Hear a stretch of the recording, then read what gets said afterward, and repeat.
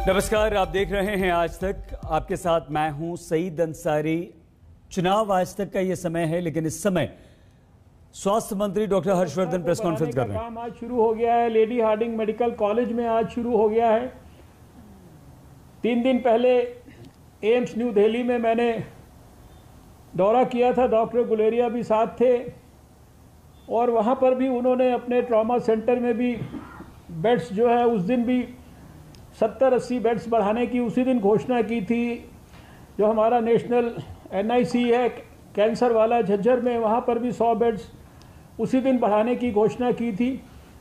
लेकिन ये एक प्रकार से डायनेमिक प्रोसेस के रूप में हम सबको ये सारी की सारी चीज़ों को बड़े पैमाने पर इनको करना है। और आज की जो मीटिंग है इसमें मैं ये चाहता हूँ कि एक प्रेजेंटेशन अभी यहाँ पर जो डिपार्टमेंट ने इसके ऊपर होमवर्क किया है वो करेगा। कैसे हमें अपनी मैन पावर को भी डेवलप करना है। बहुत सारे ऐसे डॉक्टर्स हैं जो एम्स में भी काम करते होंगे, दूसरे डिपार्टमेंट्स में काम करते होंगे। बहुत सारी नर्सेज वगैरह भी ऐसी हो सकती हैं जिन्होंने पिछले साल में शायद कोविड के अंदर डायरेक्टली काम नहीं किया होगा। और ऐसे बहुत सारी हमारी मैन पावर है। मैं समझता हूँ उनको 5-7 दिन की थोड़ी बहुत ही ट्रेनिंग देकर भी हम उनको आज नए जो बदली हुई परिस्थिति है उसमें कैसे कोविड के ट्रीटमेंट के लिए और ज़्यादा सक्षम बना सकते हैं अपनी मैन पावर को। और ये मुझे पूरा विश्वास है कि जब आप अपनी अपनी इंस्टीट्यूशंस में पूरी जिम्मेदारी के साथ इस काम को आगे बढ़ाएंगे तो, क्योंकि आपकी तरफ सब लोग देख रहे हैं। बाकी जो मेडिकल इंफ्रास्ट्रक्चर है, बाकी डिस्ट्रिक्ट्स का, दूसरे स्थानों का जहाँ ये एम्स हैं, वहाँ के सभी अधिकारी भी जो है वो एम्स की तरफ देखते हैं। लोगों की भी जो एक्सपेक्टेशन है, लोगों की भी जो दौड़ है वो एम्स की तरफ ज़्यादा होती है। एम्स से लोग गाइडेंस भी लेना चाहते हैं और ऐसे में हम चाहेंगे कि जिस प्रकार से नई दिल्ली एम्स ने सारे देश में 1 साल तक टेली कंसल्टेशन के माध्यम से देश के डॉक्टरों को लगातार गाइडेंस दिया, टेली मेडिसिन को हमने स्ट्रेंथन किया, लाखों लोगों को गाइडेंस मिला, वो सारी प्रक्रियाएं तेज होनी चाहिए। क्योंकि अभी इस बार के 2 महीने में एक बात ध्यान में आ रही है कि बहुत लोगों को जितनी तकलीफ नहीं है उससे ज़्यादा उनके मन में बीमारी के प्रति पैनिक है। और वो इसलिए लग रहा है क्योंकि वो केसेस की संख्या तेज़ी से बढ़ रही है। और ऐसे मौके पर उनको सही एडवाइस मिलना, उनकी बात धैर्यपूर्वक सुना जाना, उनको सही ढंग से ये बताया जाना कि आपको इस समय किस चीज़ की ज़रूरत है। आपको अगर हम मान लीजिए अस्पताल में आपको रहने की ज़रूरत नहीं है तो भी उनके साथ डायरेक्ट टेलीफोनिक संपर्क अपनी टीम्स का मेंटेन कराना। यानी नए नए हमारे पास और भी बहुत सारे जो हमने 1 साल में हमने किया, ओवर एंड अबव दैट बहुत सारे और नए इनोवेटिव आइडियाज़ को विकसित करके, जैसे हम पिछली 2020 की चुनौती को सफलतापूर्वक हम उसको ओवरकम कर पाए।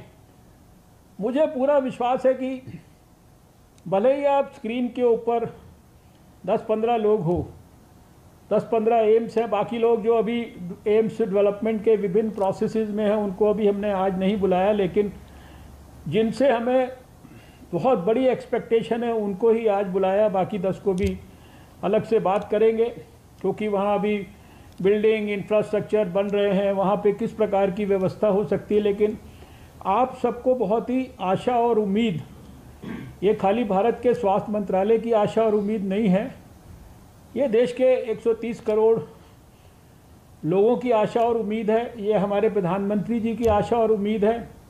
आप देख रहे हैं कि प्रधानमंत्री नरेंद्र मोदी जी स्वयं एक कोरोना योद्धा की तरह जो है दिन रात इस लड़ाई को लड़ने के लिए 24 घंटे वो मीटिंगें करते हैं, अपने अधिकारियों से विचार विमर्श करते हैं। कल भी उन्होंने देश के वरिष्ठ मेडिकल प्रोफेशनल्स के साथ डिटेल में मीटिंग की। उसके बाद फार्मास्यूटिकल कंपनीज से मीटिंग की। अभी हमारी मीटिंग के बाद थोड़ी देर के बाद वो स्वयं वैक्सीन मैन्युफैक्चरर्स के साथ मीटिंग करने वाले हैं और किस प्रकार से उन्होंने जो ऐतिहासिक वैक्सीनेशन का कैंपेन 16 जनवरी को लॉन्च किया वो किस तेज़ी से आगे बढ़ रहा है, उससे जुड़ी हुई पॉलिसी कितनी वाइब्रेंट है, कितनी डायनामिक है, उसमें भी आने वाले 1 मई से कितने बड़े चेंजेस होने वाले हैं। तो सरकार हर चीज़ों के प्रति पूरी तरह से सजग है। सरकार में होल ऑफ गवर्नमेंट और होल ऑफ सोसाइटी अप्रोच इसके साथ काम किया जा रहा है। और अभी तो 2021 में आप सब कई गुना ज़्यादा अनुभवी हैं 2020 के मुकाबले। कोविड के खिलाफ तो हम लोगों ने ज़ीरो से सब कुछ सीखा और एक्सट्रीम तक हम लोग पहुँचे।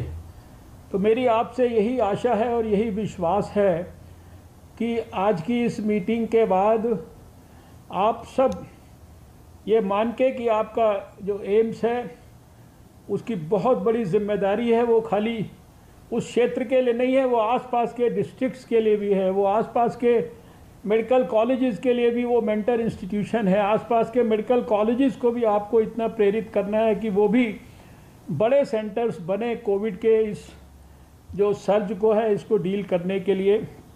तो मैं इसी आशा और विश्वास के साथ कि हम सब मिलकर नई ऊर्जा और नए मन में संकल्प को लेकर आज यहाँ से जाएंगे। अभी हमारे जो ऑफिसर हैं यहाँ पर सभी लोग हैं, हमारे हेल्थ सेक्रेटरी हैं, डायरेक्टर जनरल हेल्थ सर्विसेज हैं, एडिशनल सेक्रेटरी हैं, संबंधित जो है secretary, joint secretary, additional secretary, सब लोग हैं जो एम्स को डील करते हैं।